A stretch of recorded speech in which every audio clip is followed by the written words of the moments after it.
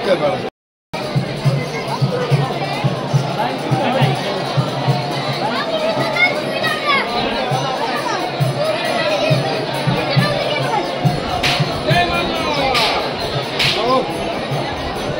अखंड महाराष्ट्राचं कुलदैवत असलेल्या जेजुरीच्या खंडेरायाची आज सगळ्यात मोठी जी आहे ती यात्रा भरते सोमवती अमावस्येला. ज्या दिवशी सोमवारी अमावस्या असते त्या दिवशी मोठी खंडोबाची यात्रा बसते आणि याच पालखीमध्ये थोड्या वेळात ही पालखी जी आहे ती करास्नानासाठी नेली जाईल. याच विषयी बोलण्यासाठी आपल्यासोबत मंदिर अखंड महाराष्ट्राचं कुलदैवत असलेल्या खंडोबाचे मार्तंड देवस्थानचे विश्वस्त मंगेशजी गुन्हे आहेत. आपण त्यांच्याशी बातचीत करूया. कशा पद्धतीने आजचं नियोजन असणार आहे? जय मल्हार.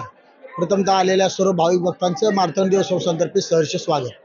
आज 11 वाजता पालखीचं प्रस्थान या ठिकाणी होईल व पालखी करा नदीला स्नानासाठी जाईल.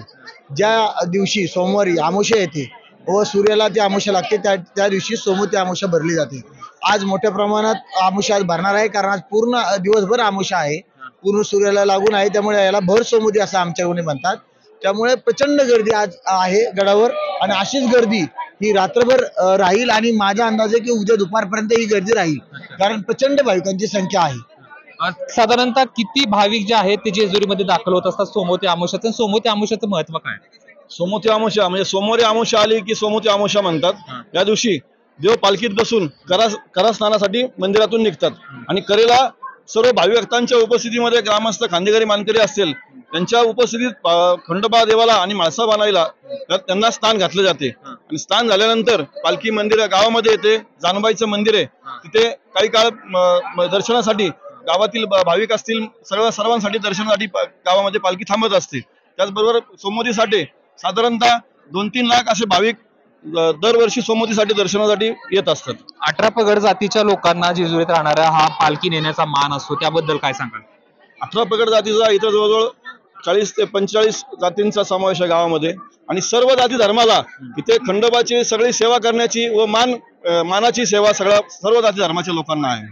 मला एक गोष्ट सांगा, साधारणतः किती मंदिर प्रशासनाच्या वतीने कशी जी आहे ती सेवा केली जाते भाविकांची? येणाऱ्या प्रत्येक भाविकाला या ठिकाणी मार्तंड देवा संस्थांतर्फे पाण्याची सोय केलेली आहे. त्याबरोबर करा नदीला जाईपर्यंत रस्त्याची अतिशय सुंदर अशी सोय केलेली आहे. येणाऱ्या भाविकांना अन्नदानची सोय या ठिकाणी मार्तंड देवस्थानातर्फे केली जाते. काय सांगाल आणखी काय, कशा पद्धतीने भाविकांना मंदिर संस्थांच्या वतीने काय आवाहन कराल? मी भाविकांना एवढंच आवाहन करेल की गर्दीचे प्रमाण खूप आहे, त्यामुळे स्वतःला सांभाळा, कारण गर्दी प्रचंड आहे. या गर्दीमध्ये आपण 2 वर्षापूर्वी एक वर्षापूर्वी एक आगडीची घटना घडली होती. त्यामुळे आपला पालखीचा मार्ग आहे तो त्यातून थोडासा रस्ता बाजूला काढून ठेवा.